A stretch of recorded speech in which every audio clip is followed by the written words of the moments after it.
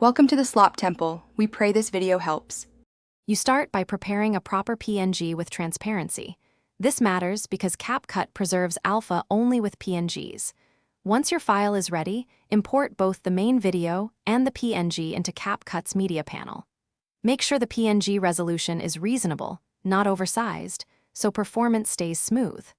After importing, drag your main clip to the timeline first, then immediately add the PNG onto an overlay track above the video, so you can position and edit it. Now you refine placement and appearance. Select the PNG overlay and use Transform to scale, rotate, and position it where your eye wants it.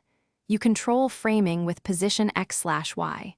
Once placed, lower opacity slightly or pick a blend mode to avoid blocking important content.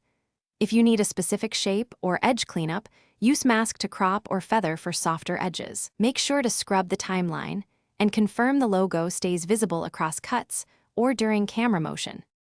Finish by animating and exporting. If the logo must follow motion, add keyframes for position and scale and adjust every few frames until the tracking looks natural. Once satisfied, set export settings, normally H, 264 or HEVC, and export the video with the logo baked in. If the logo vanishes or shows a black box, make sure the PNG actually has an alpha channel, the overlay track is above the video, and the overlay clip duration spans the sequence. Tweak those and re-export. Thanks for watching.